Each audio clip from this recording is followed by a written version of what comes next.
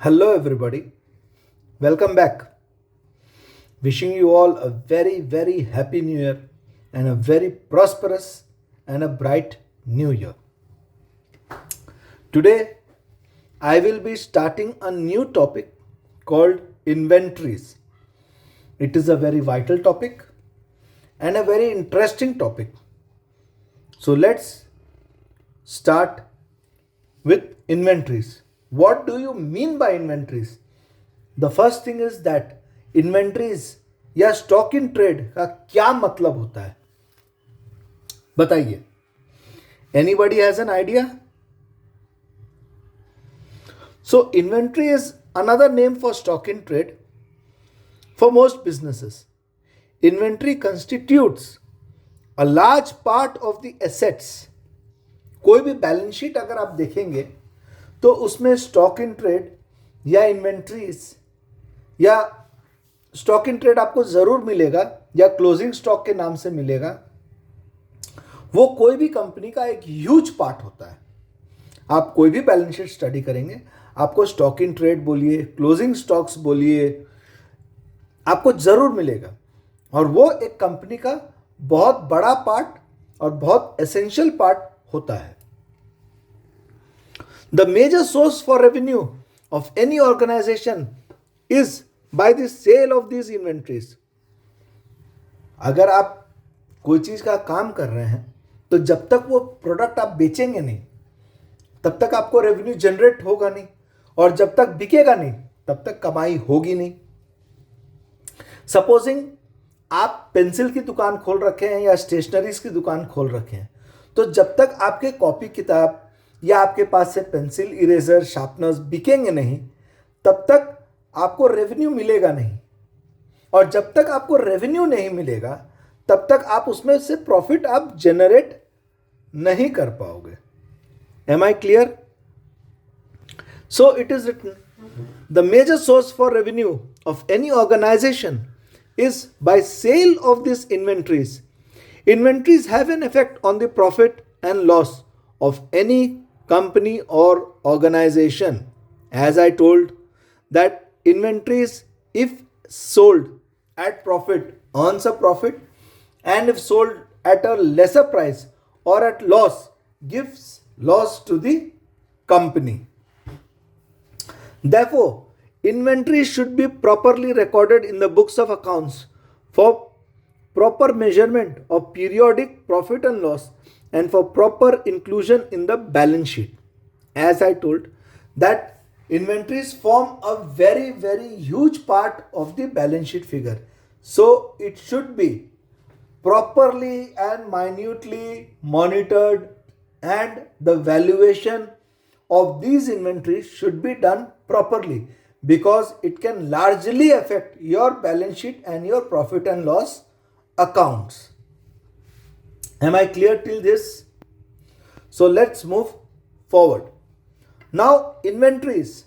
There are basically two types of businesses where inventories are involved. First is manufacturing and second is trading. Is there any other place where inventories are required? Only these two are there. You be a wholesaler, you be a retailer, or you be any middleman. You are a trading company. And the company which manufactures जो सामान बनाती है उसे manufacturer बोलते हैं.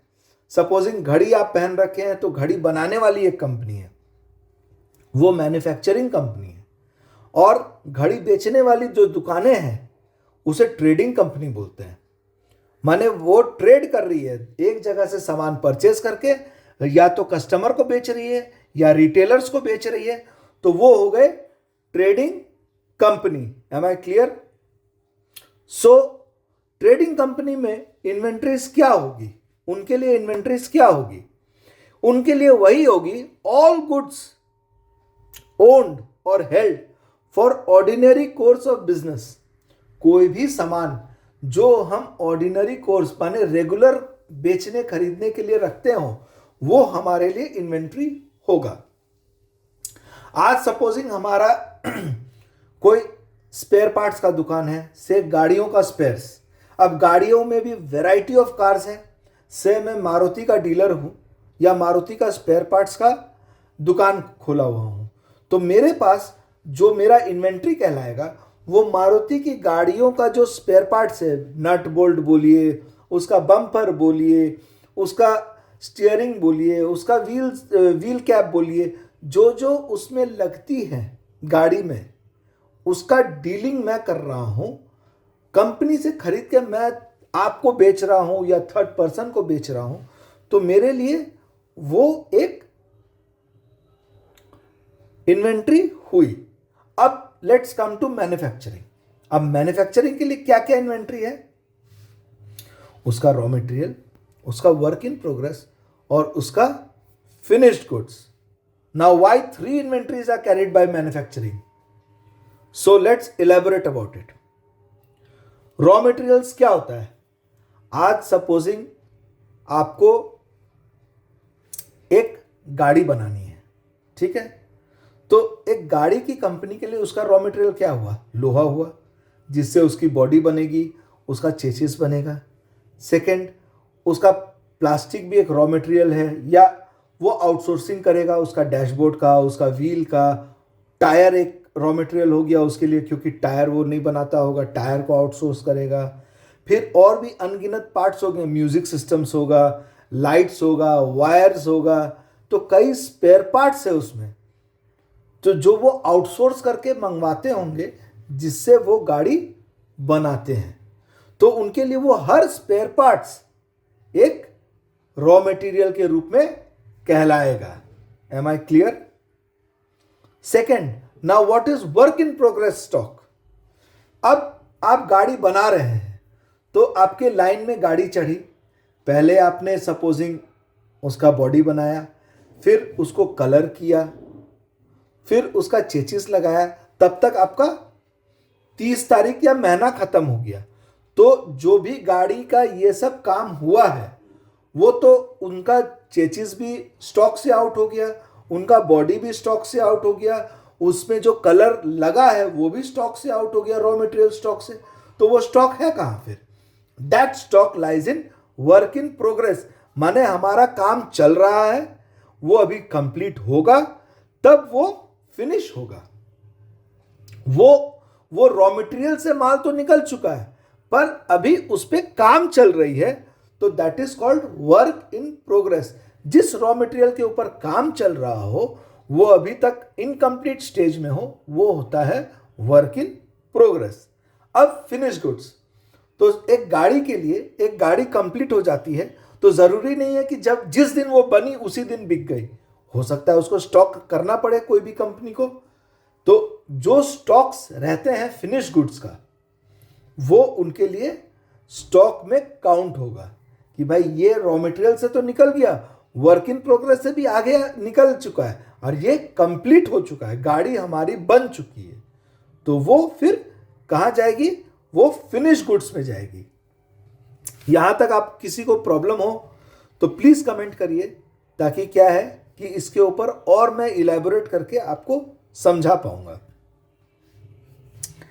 As inventories stock in trade on hand at the end of the accounting period affect both profit and loss and balance sheet. Hence, it is very important that the inventories are valued accurately at the end of an accounting period. मैं हमेशा यही बोल रहा हूं कि inventories एक बहुत vital और इम्पॉर्टेंट पार्ट कोई भी कंपनी के लिए होती है। Am I clear? तो इसको हम लोग किस तरीका से वैल्यू करेंगे, किस तरीका से कंसीडर करेंगे, क्योंकि इसका अगर हम लोग कम वैल्यू कर दिए तो हमारा कंपनी में लॉस आ जाएगी, ओवर वैल्यू कर दिए तो एक्सेस प्रॉफिट आ जाएगी। तो दोनों ही कंपनी के लिए गलत है।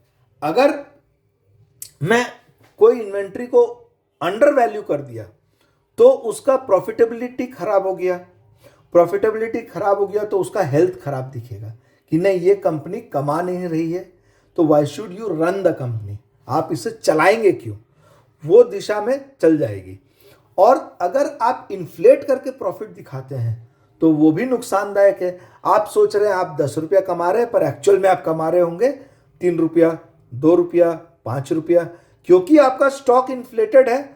आपके बुक्स दिखा रहे हैं कि आपने 10 रुपया कमाया। तो in both ways it is harmful to the company. So that is why it is stated that it is very important that inventories are valued accurately at the end of an accounting period.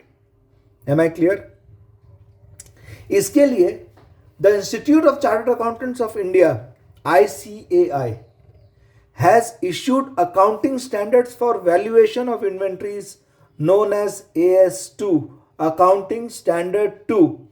This standard has been published or issued by the Institute of Chartered Accountants of India. This standard suggests or guides us how we are to value the stocks or the inventories held by us. Okay, so let's proceed further.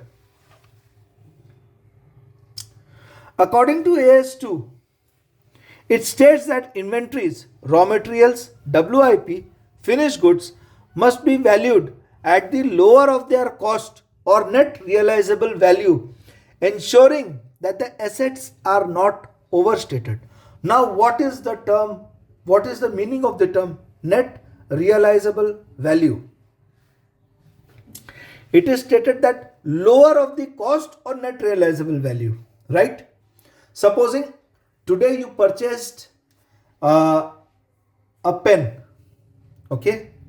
You purchased a pen for say 15 rupees. Today is 1st of January 2026. You purchased a pen for 15 rupees. Supposing as on March 2026, 31st March 2026, the value of that pen increases to say 20 rupees. So your net realizable value would be 20 rupees. But during valuation of stock, you should consider it as 15 rupees because it is written as the stock must be valued at lower of their cost or NRV. Now supposing if the pen value had dropped down to 10 rupees, you should value the stock at rupees 10. Because again AS2 affects that cost or NRV, and whichever is lower, ensuring that the assets are not overstated. माने अगर आप दोनों ही case में देखेंगे, एक में अगर आपका NRV ज़्यादा है, कॉस्ट कम है, तो आप कॉस्ट में दिखाओगे। एक में कॉस्ट ज़्यादा है, NRV कम है, तो NRV में दिखाएंगे। Am I clear? Let's move forward. It also determines cost, purchase, conversion, bringing to the location or condition, and NRV, estimated selling prices minus completion or selling cost. Am I clear? Cost क्या है? कोई भी चीज का cost क्या है? आप supposing कोई स्वेटर की दुकान है, ठीक है आपकी, आप होलसेलर हो स्वेटर का या रिटेलर हो, से रिटेलर भी हो, आपने मुझसे स्वेटर परचेज किया। मेरा दुकान से कलकत्ता में है, मेरा होलसेलिंग, मैं आपको एक स्वेटर 100 रुपये में दिया, आपने मुझसे 5000 स्वेटर खरीदा, तो 100 इंटू 5000 आपने मुझे पेमेंट किया, आपने गाड़ी लगाया, आप वो स्वेटर आपके दुकान तक लाए, ठीक है। आपका लोडिंग खर्चा लगेगा, आप स्वेटर 5000 तो मेरे से ले लिए, अब सपोजिंग आपका लोडिंग खर्चा लगा, वहाँ लेबर को आप देंगे वो 5000 स्वेटर को गाड़ी में लोड करने के लिए, गाड़ी का भाड़ा लगेगा कलकत्ता से दुर्गापुर आने के लिए, या कलकत्ता से पटना जाने के लिए, कहीं पे भी जहाँ पे भी आप हो उस लोकेशन के लिए गाड़ी भाड़ा लगेगा। फिर आपके दुकान में पहुँचने के बाद आप उस मटेरियल को अनलोड करोगे, अनलोड करने के लिए लेबर कॉस्ट लगेगा, करेक्ट। अब आप उसको स्टोर करोगे कहीं पे, से आपका गोडाउन है, आपका खुद का गोडाउन है, आप रेंट दोगे नहीं, पर भी उसका एक कॉस्ट है। सपोजिंग आप रेंटेड गोडाउन ले रहे हो तो उसका रेंट आप देंगे तो वो भी एक कॉस्ट आएगा. एम आई राइट? सो यहां आप देखिए, it also determines the cost. आप किसी भी चीज का कॉस्ट कैसे निकालोगे वो AS2 आपको बताता है, समझाता है. अब NRV को भी आप कैसे निकालोगे वो भी AS2 आपको बताता है. अब NRV नेट रियलाइजेबल वैल्यू वो एक एस्टिमेटेड सेलिंग प्राइस है. उसमें सपोजिंग आपको उस प्रोडक्ट के ऊपर और भी कुछ खर्चा करना हो उसको बेचने के कगार पे खड़ा करने के लिए, वो उस प्राइस से माइनस होती है ताकि आप उस जगह पे पहुंच पाए कि वो प्रोडक्ट सेलेबल हो. तो सेलेबल होने के लिए आपके जो खर्चाएं लगेंगे वो भी माइनस होके तब आप NRV तक पहुंचते हैं. Am I clear? Let's read the para again.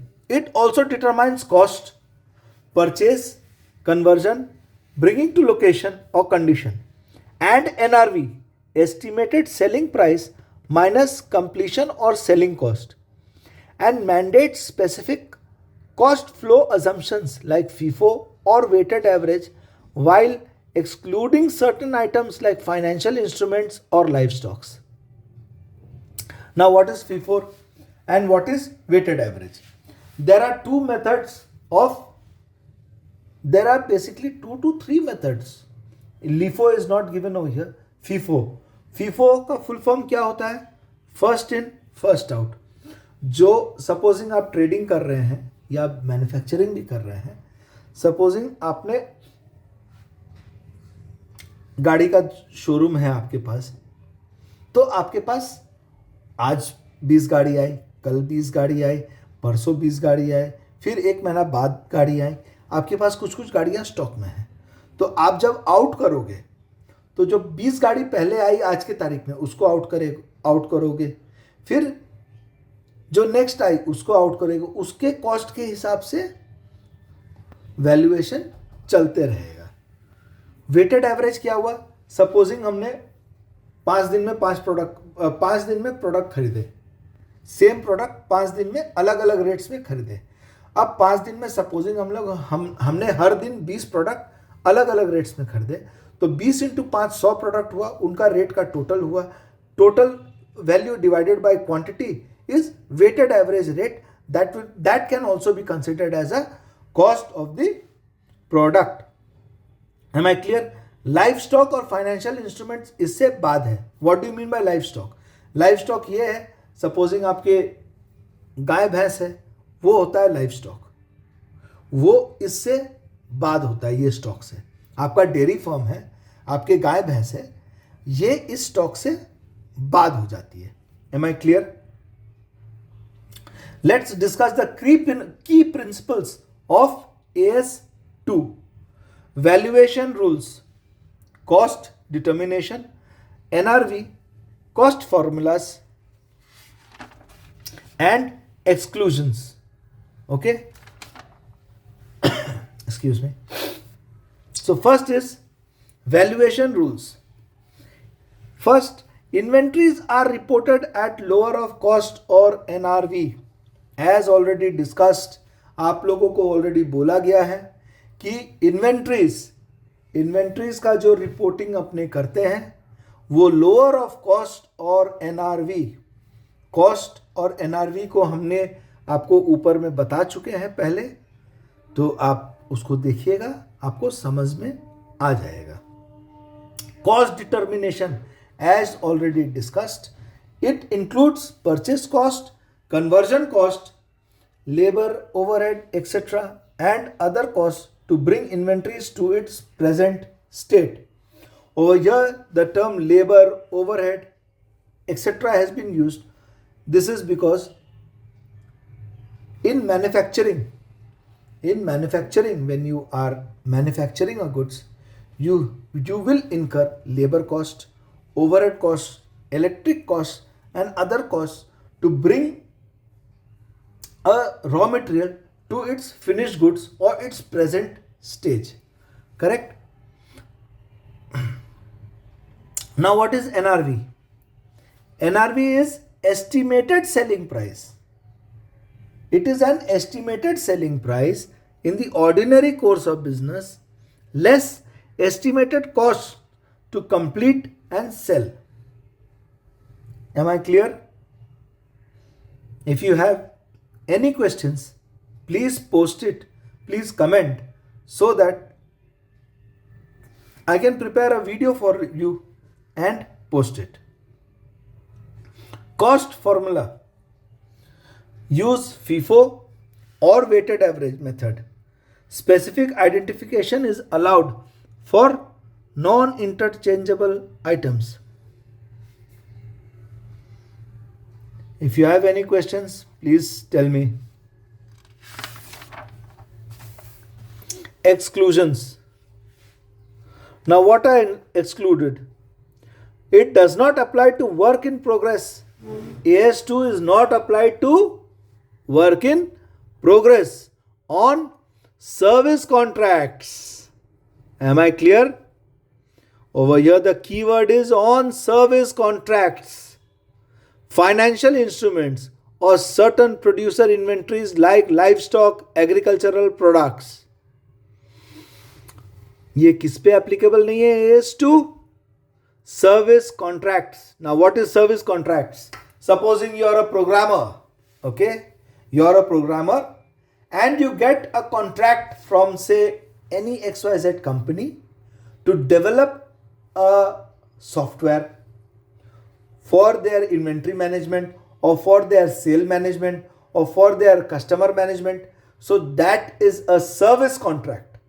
So that service contract, for you, you will not be able to come to a stage for valuation of the same. So over there, these are excluded. ये अपने बाद है AS2 से. Service contracts का work in progress is not under the preview of AS2. Financial instruments are also not under the preview of AS2, and also, as discussed earlier, livestocks, जानवर. Supposing you have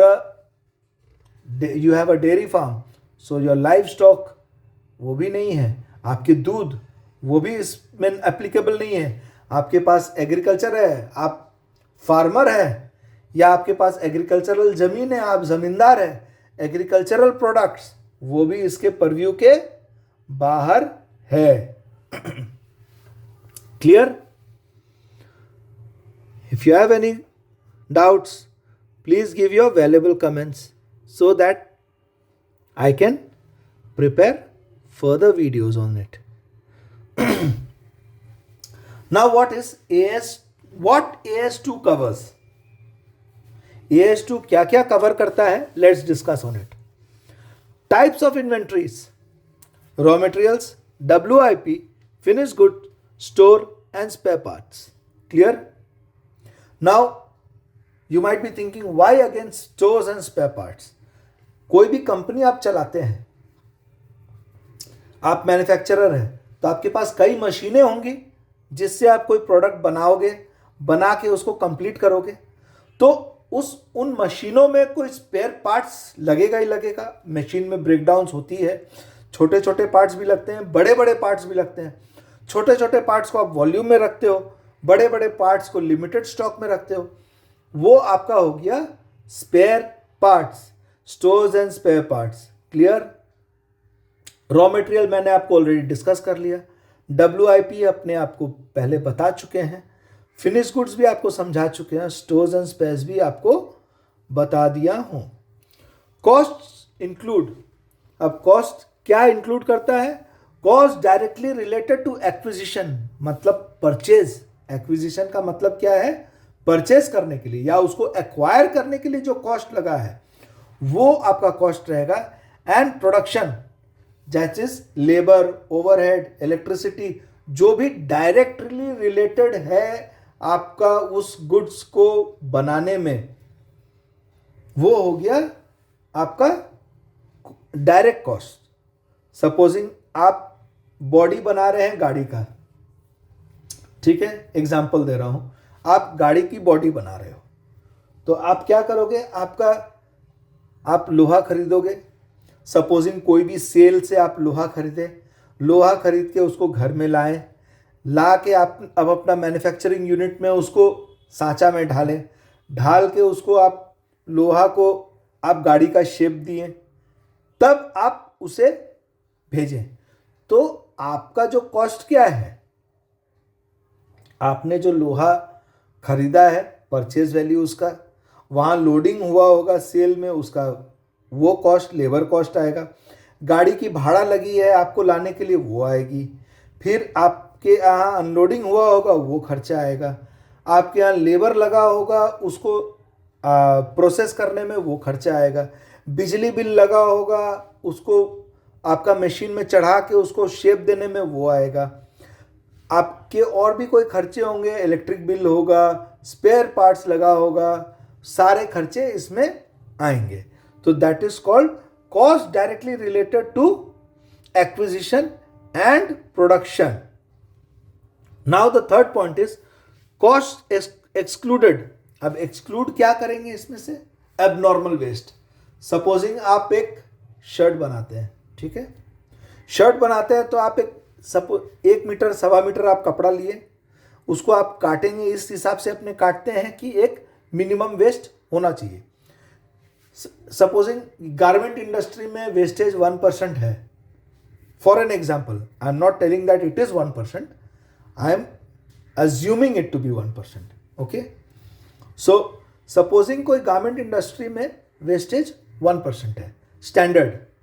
सो अगर आप जो बना रहे हो product, आप भी सपोजिंग गारमेंट बना रहे हो और आपके यहाँ वेस्टेज आती है से 2%, so that is abnormal wastage, because standard of the garment industry is 1%, and if you are incurring 2%, you are having an abnormal wastage that cannot be considered in the cost. In the cost, only 1% wastage, which is a standard for that type of industry, is to be considered. Storage cost, आप कोई सामान रखते हो, आपका godown charge है, वो cost आएगा। Administrative cost and selling costs are generally excluded from inventory cost. Clear? Abnormal wastage, storage cost, unless necessary for production, it is clearly storage cost अगर प्रोडक्शन के लिए नेसेसरी है तो वो इसमें आएगा, वरना नहीं आएगा। एडमिनिस्ट्रेटिव कॉस्ट इसमें आएगा ही नहीं। सेलिंग खर्चा, सपोजिंग हम सेलिंग कॉस्ट इनकर करते हैं, हम सेल्समैन रखते हैं, उनका आना जाना, रहना खाना, ट्रैवलिंग अलाउंसेस देते हैं, उनको सेल्स कमीशन देते हैं, या हम ब्रोकर्स रखते हैं बीच में कि भाई हमारा माल बेचो, तो वो सब खर्चाएं इस कॉस्ट पे नहीं जुटेगी, वो डायरेक्टली अपने पीएल में जाके प्रॉफिटेबिलिटी को इफेक्ट करेगी। Am I clear? By applying AS2, businesses ensures accurate, reliable, and consistent inventory reporting in their financial statements, adhering to principles of prudence and preventing assets overstatement. Am I clear with this? If you have any confusion, please do comment. Let's move forward with objectives of accounting for inventories. अपना मकसद क्या है? Objective का मतलब होता है अपना मकसद क्या है, कि अपने अकाउंटिंग फॉर इन्वेंट्रीज जो डेवलप हुई है उसका मकसद क्या है, पर्पस क्या है। A major objective of accounting for inventories is proper determination of income through the process of matching appropriate costs against revenue. मैंने जैसे आपको बोला, overstating or understating of cost can hamper the profitability of your company in both ways. If you overstate it, it's again a positive, money, your balance sheet will be positive, but it will be inflated. And if you understate it, your balance sheet will be deflated. Your profitability will be deflated. In both ways, it will hamper the progress and growth of the company.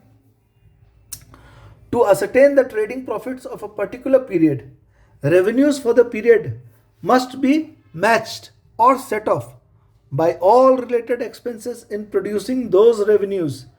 Proper inventory accounting will help to determine what portion of the cost of goods available for sale should be deducted from the revenues of the current period and what portion is to be carried forward as inventories over to the next period.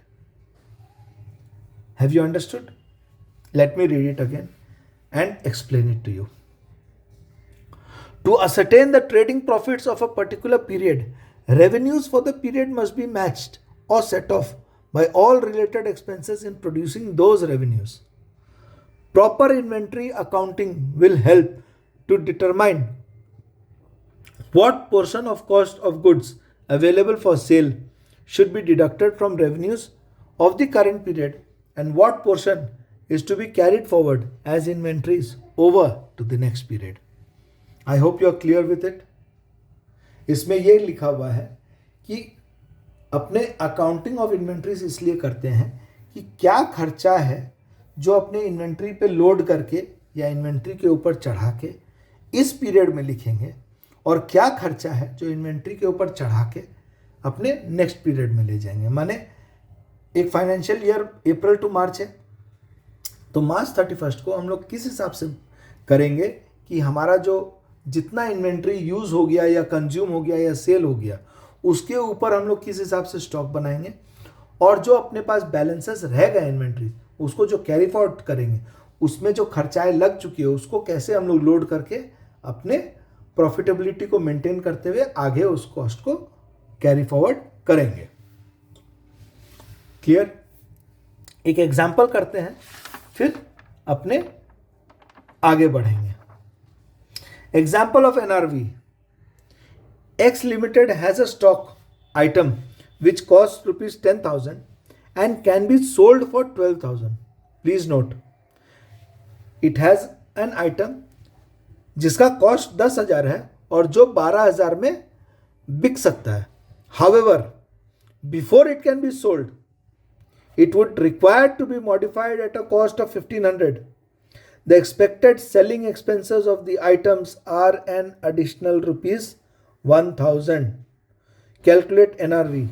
अब NRV क्या आएगा इसका बताइए, आप लोग पढ़े होंगे। NRV में हम लोग वो सारे खर्चाएं लेते हैं जिसको लेके अपने उस प्रोडक्ट को बेच सकते हैं। आज जिस फॉर्म में है प्रोडक्ट उसको कन्वर्ट करके हम बेच पाए उस वहां तक का खर्चा हम सारा कंसिडर करते हैं। तो यहां पे एनआरवी क्या होगा, selling price 12,000 minus modification cost 1,500 minus selling expenses जो अपने 1,000 रुपया सेलिंग खर्चा देंगे वो भी इसमें से माइनस होगी। Am I clear?